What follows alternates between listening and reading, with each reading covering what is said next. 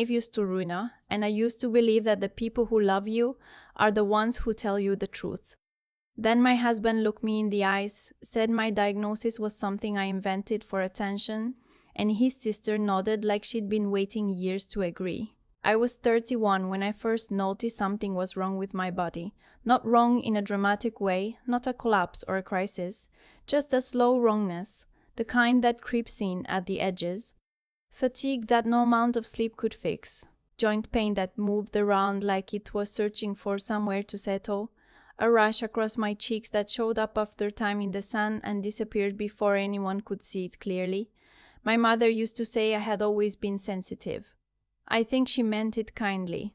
But after 3 years of doctors brushing me off and a husband who sighed whenever I mentioned a new symptom, I had started to wonder if she was right. The diagnosis came on a Thursday in March. Lupus. Systemic lupus erythematosus, the rheumatologist said, with a calm that felt almost practiced, like she had learned long ago not to let the word land too hard. She handed me a pamphlet and explained what it meant.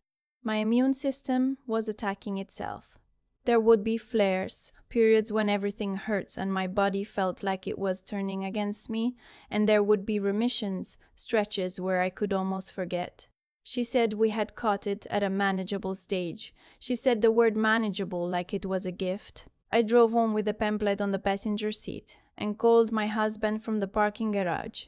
He picked up on the 4th ring. I told him what the doctor said. There was a pause. So it's not just fatigue, he said. No, I said. It's lupus. Another pause. Okay, we'll figure it out. He sounded the way he sounded when I told him the dishwasher needed repair. Contained. Already moving on. I sat in the car for a while after I hung up. The concrete walls of the garage were gray and close. I told myself he just needed time to process. His name was Brennan. We had been married 4 years, together for 6. We lived in a craftsman house in a suburb outside of Nashville, Tennessee, the kind of neighborhood where everyone kept their lawns neat and waved from driveways. He was a project manager for a construction firm. I worked remotely as a medical billing specialist, which now felt like a strange kind of irony. I spent my days navigating insurance codes and claim denials for other people's conditions while mine went unnamed for years. I want to be fair to the beginning of things. Brennan was not always this person. When we first got together, he was attentive in the way that felt rare. He remembered small things. He made space for my bad days. But somewhere in the years between dating and marriage, a quiet shift happened. He became efficient. Our relationship became a thing to be managed. And when I started getting sick, management minimizing. His sister's name was Corinne. She was 3 years younger than him, sharp in the way some people are when they've decided confidence is the same as intelligence. She had moved to Nashville 3 years earlier and inserted herself into our life gradually, the way weather changes, so slow you don't notice until you're already cold. She and Brennan had always been close, but after she moved, close became constant. She was at our house for dinners I hadn't planned. She texted him throughout the day. She had opinions about our finances, our vacations, and now, it turned out, my health. I found out what they really thought about my diagnosis 6 weeks after I received it. I had been having a flare. My joints ached so badly that I was working from the couch with a heating pad across my knees. I hadn't been sleeping well. Brennan had been distant, sleeping on his side of the bed without reaching across, leaving before I woke most mornings. I told myself he was stressed at work. One afternoon, his work laptop was open on the kitchen counter. He'd stepped outside to take a call. I walked past to get water and the screen caught my eye. He had left an email draft open. The kind you write and don't send because you're still deciding how far you want to go. It was addressed to Corinne. I didn't mean to read it. And then I did. It said, "She's not getting worse. I think she's using this to avoid things. The doctor is playing along because that's what they do now." I looked it up. Lupus is one of those diagnoses you can fake the symptoms for. I talked to the insurance guy at work. If I file for separation now, Before this goes further, I might be on the hook for less. Can you call me tonight? I put my water glass down. I walked back to the couch. I sat there with the heating pad on my knees and read the sentence again in my memory.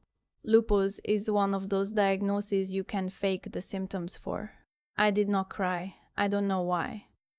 Maybe because some part of me had already suspected something, some interior self that had been watching him and filing things away without my permission.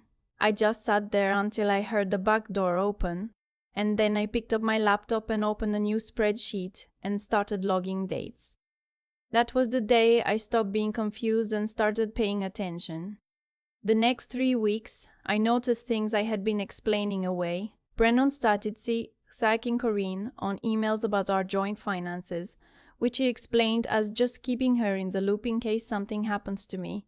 He stopped asking how I was feeling when I mentioned a new symptom, swelling in my fingers that my rheumatologist had flagged.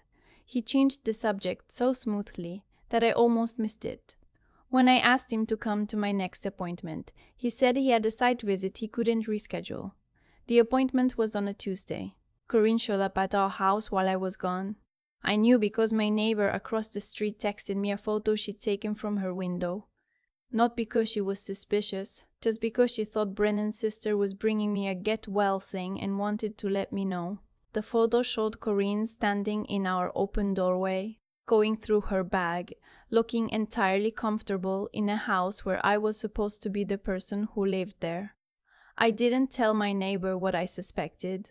I just saved the photo and added the date to my spreadsheet.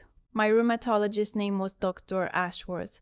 She was precise and unhurried, the kind of doctor who looked you in the eye when you spoke. At that appointment, she adjusted one of my medications and asked how my support system was.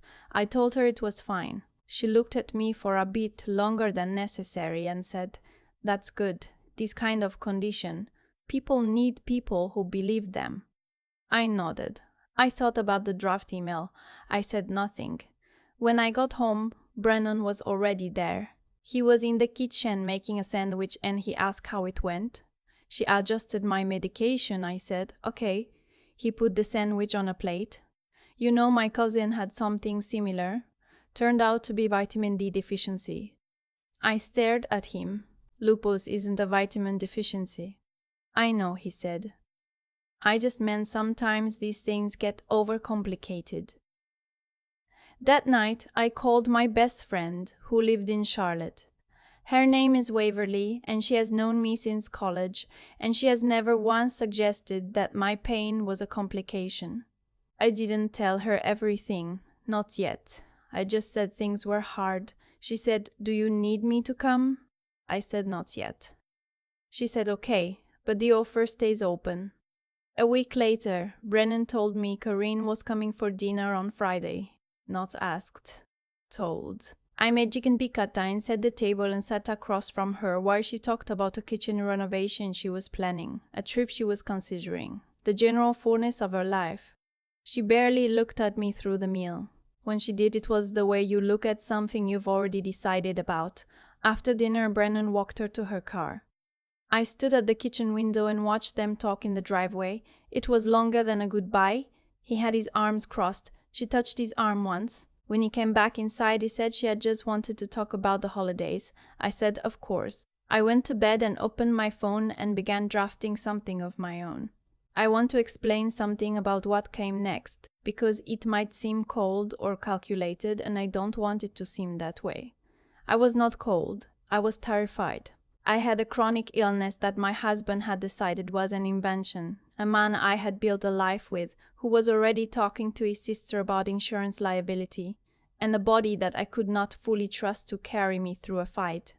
What I had was my mind, so I used it.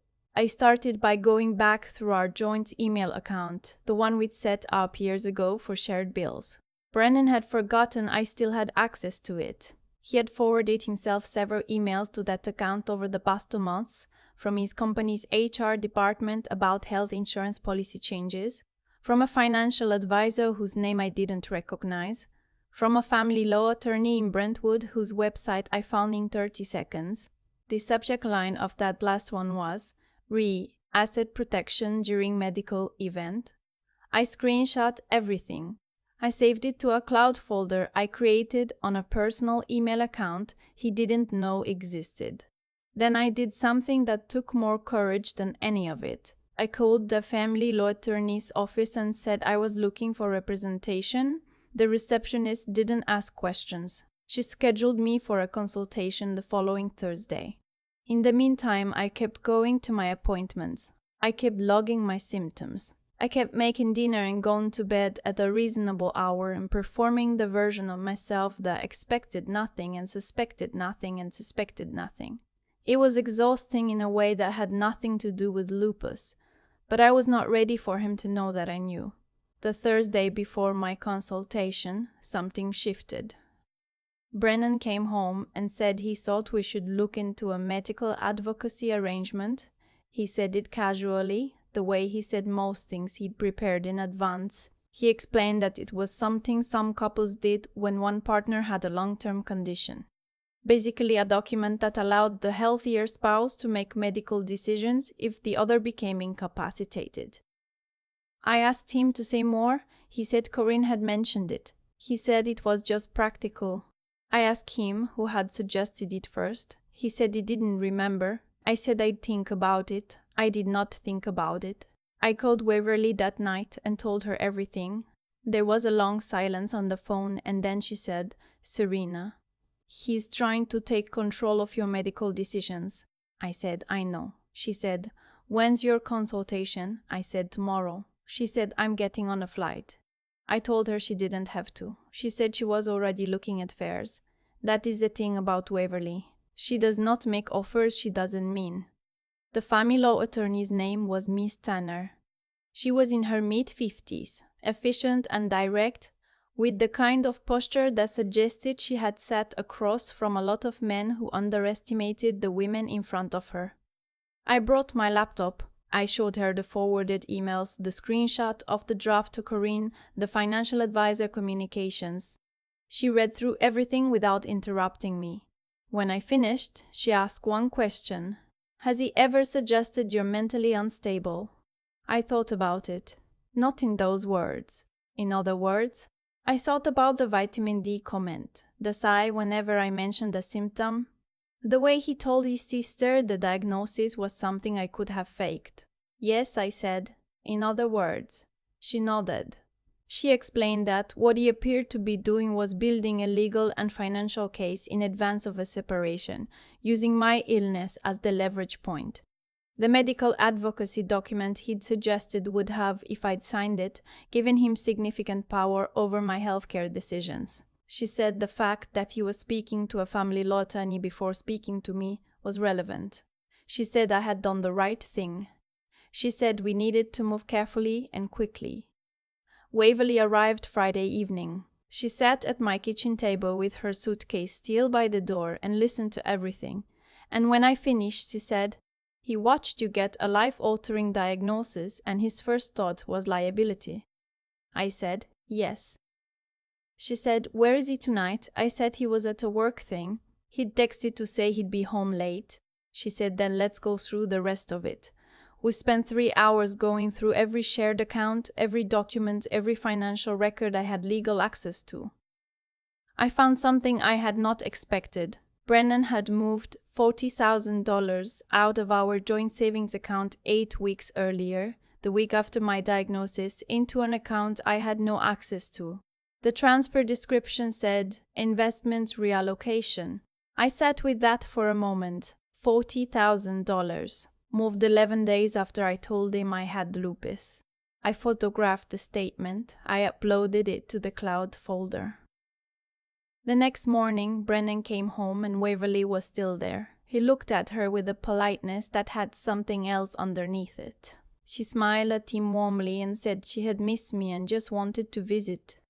He nodded and went upstairs to shower, and while the water was running, I looked at Waverly and she looked at me, and we did not need to say anything. That afternoon, Corinne came by without being invited. This had become a habit I had stopped commenting on. She brought a casserole dish covered in foil and set it on the counter, and said it was chicken and rice, easy for me to reheat.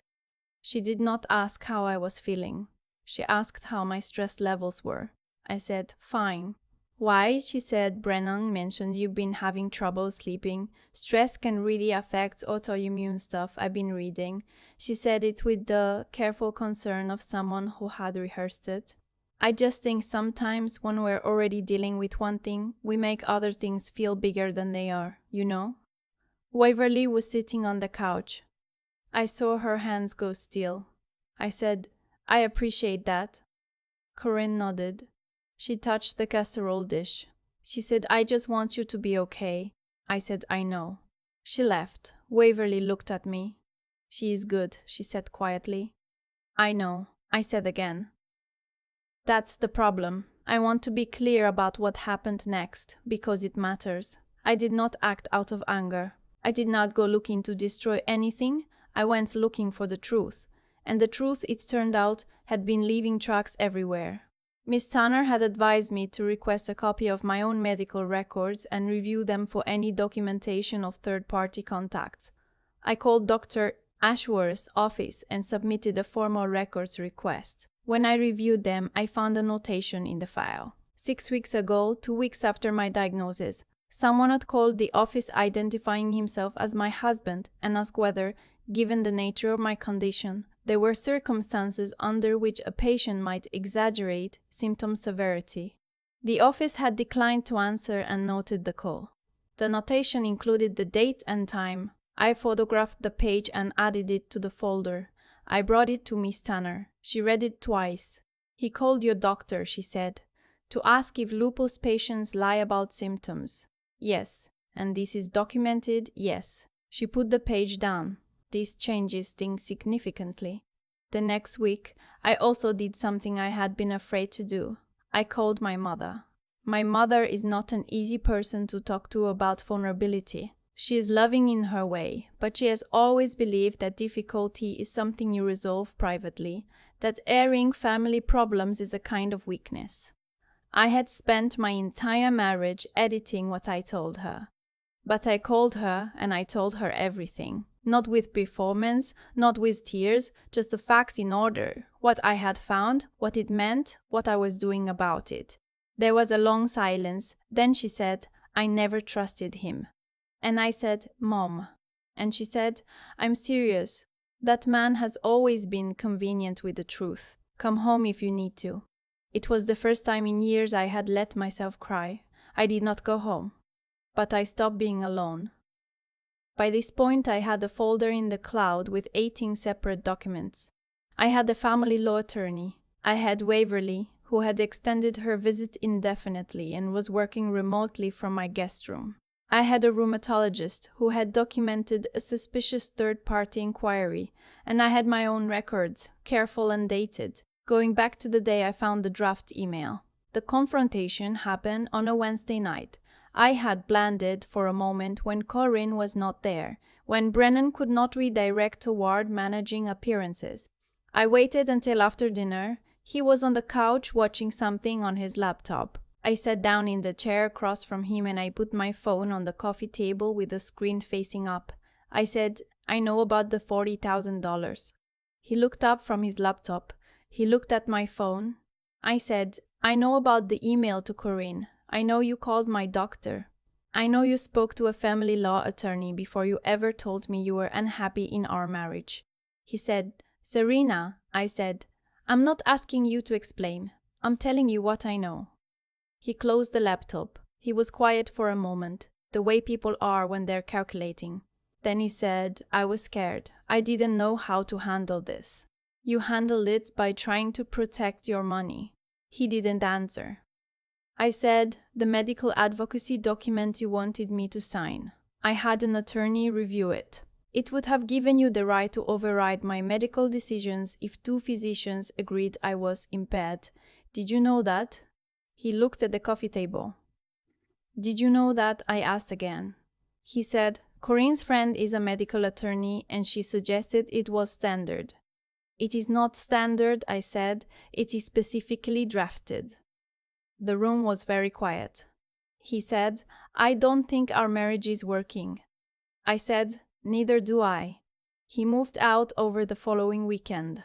He did not make it dramatic. He took his clothes and his laptop and his work files and he drove away in the truck, and Waverly sat with me on the porch afterward, and we didn't talk for a while, just listened to the neighborhood sounds, a lawn mower 2 streets over, a kid on a bike calling to someone, a dog barking once, and then going quiet. I thought about the 4 years of marriage and what it cost to be in them. I thought about the 6 years total, and all the versions of him I had chosen to believe. I thought about sitting in a parking garage on a Thursday in March, holding a pamphlet about my own body and calling a man who would go home and draft an email about liability. I was done thinking about him though. There was other work to do. I filed a divorce petition the following Monday. Miss Manze. Tanner had already prepared the financial disclosure documentation, which included the $40,000 transfer, the communication with the family law attorney, and the documentation of the call to Dr. Ashworth's office. She also filed a motion to have the transferred funds held pending resolution of the divorce proceedings.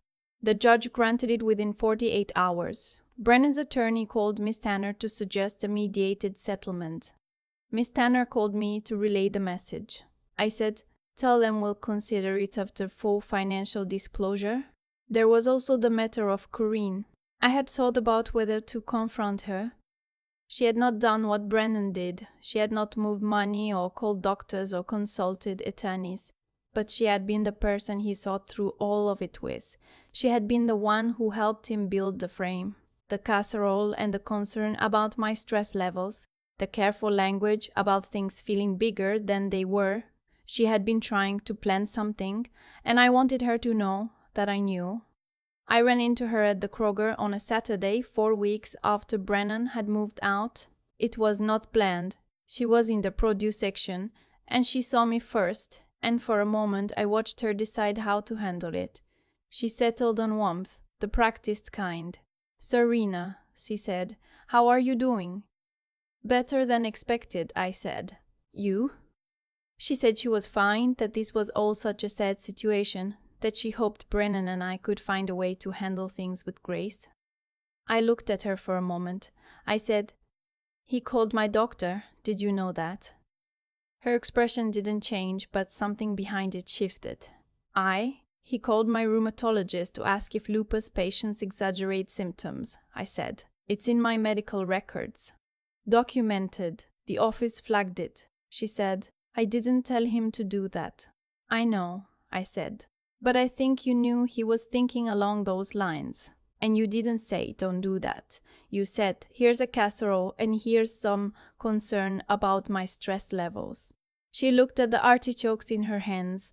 I said, "I'm not telling you this to fight. I'm telling you so you know that I know. And so the next time someone in your life is sick and scared, you think twice about which side you're helping build the case for." I walked away. My hands were not shaking, which surprised me. The divorce was finalized 7 months later. I received half of the joint assets, including half of the transferred $40,000, which the court ordered returned to the joint estate before division. I kept the house. Brennan got his truck and his new apartment, and the split of the retirement accounts that his attorney had argued over for 6 weeks and lost most of. I did not feel victorious. I felt finished. There is a difference. The lupus is still here. That part doesn't resolve with a court date or a filed petition. I have good months and hard months. In February, I had a flare that kept me on the couch for 11 days, and I ordered soup from the place 2 miles away and watched too much television and felt sorry for myself on the bad days and grateful for the okay days. Waverly called every night that week. My mother called every other day. Dr. Mother called every other day. Ashworth adjusted my medication again and said I was handling it well, and I thought about how long I had been told I wasn't handling things well, and how different it felt to hear the opposite. There was a woman I met at a lupus support group I started attending in the fall. She had been diagnosed at 27 and was now 43. She told me once that the hardest part wasn't the disease. It was convincing the people around her that the disease was real. She said it took years to find people who didn't require her to prove it. I told her it took me 4 years to find out my own husband was trying to build a case against it. She nodded like that was not a surprise to her at all. I still think about the Thursday in March, sitting in the parking garage with the pamphlet on the passenger seat. I was so careful with myself that afternoon. I called him right away because I thought that was what you did. You let the person you married be the first to know. I gave him the word lupus and waited to hear how he would hold it. He held it like something to manage. I want to say something to anyone who has been in that waiting, holding your breath to hear how someone you love will respond to your pain. You are not too sensitive. You are not inventing things. When your body tells you something is wrong, that is not a performance. And when someone you trusted decides your illness is a liability rather than something to face together, that is information about them, not about you. I used to think I had to convince people of my own reality. I spent years offering evidence, tracking symptoms, bringing printouts to appointments, trying to sound measured and not dramatic. I thought if I was careful enough with my language, careful enough with my presentation, they would have to believe me. But some people have already decided, and no amount of careful language changes a decision that was never about evidence in the first place. The folder in my cloud account still has 18 documents in it. I haven't deleted them. Not because I think I'll need them again, but because I put a lot of myself into building that case and I want it to exist somewhere. A record that I paid attention, a record that I didn't let it happen quietly. I closed the door on that version of my life on a Wednesday afternoon in a courthouse in Nashville, with a judge's signature on a document that said it was done. And then I drove home alone to my house, and I stood in the kitchen for a while, and the house was quiet, in the way that a house is quiet when it only holds you. It was enough. I need to hear from you. If you've ever been told your pain wasn't real, or stayed quiet about something just to keep the peace, tell me. Drop a comment below. Where are you watching from, and what part of this stayed with you? Type 1 so I know you're out there. And if someone you know needed to hear this today, please share it with them. Subscribe if you want to hear more stories like this. Stories that are hard to tell and harder to forget. I've thought a lot about the word proof, not in a legal sense, though by the end of my story, proof became the most important thing I had.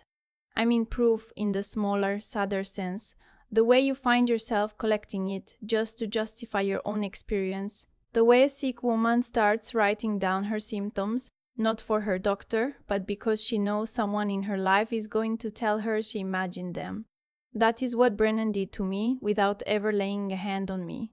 He didn't need to. He built something quieter and more corrosive, a version of reality where my body was a performance, my diagnosis a liability, and my pain a story he was already preparing to dispute in a courtroom.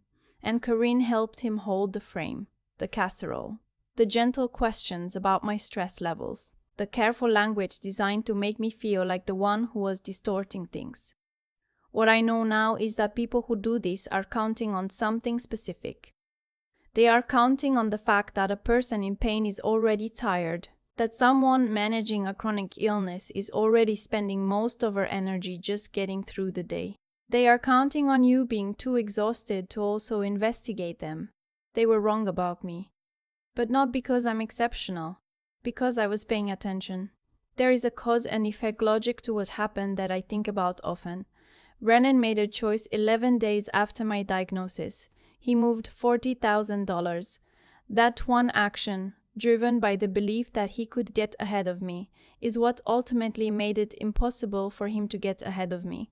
The draft email he left open on the counter, the call to my doctor's office that got documented, the attorney he contacted before ever telling me he was unhappy.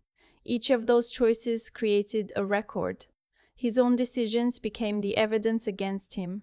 He thought he was being strategic. He was actually being meticulous about leaving tracks. That is what happens when someone acts from self-interest while pretending to act from concern. The gap between those two things is where the truth lives. And the truth, if you're patient, tends to surface on its own. I think about the version of myself sitting in that parking garage in March, holding a pamphlet about my own immune system. calling a man who was already calculating what my illness would cost him. I want to tell that woman, you are going to be okay, not because things won't get hard. They will. But because you are the kind of person who pays attention, who writes things down, who does not explain away what she notices. That is not a small thing. That is, it turns out, everything. The intelligence required to survive what I survived wasn't brilliance. It was just clarity. The refusal to let someone else's version of events replace my own. The willingness to sit with what I knew and act on it carefully rather than loudly. Waverly once told me that the calmest person in the room is usually the one who's already done the thinking. I believe that now in a way I didn't before. And the ethics of it matter to me too. I did not lie. I did not fabricate. I did not try to destroy Brennan out of hurt or revenge. I built a record of what was true, and I handed it to people whose job was to evaluate it. That's all. What came apart because it was not built on anything solid. What held together because it was real. If you are in something right now where you are being asked to doubt your own experience, by a partner, by a family member, by someone who stands to gain from your uncertainty, I want you to hear this. Your perception of your own life is not up for debate. You do not need their agreement to know what happened to you. And the quiet, careful work of paying attention, of documenting, of refusing to let the record be rewritten, that is one of the most powerful things a person can do. It doesn't always feel powerful in the moment. It felt like survival. But looking back, I think those are the same thing.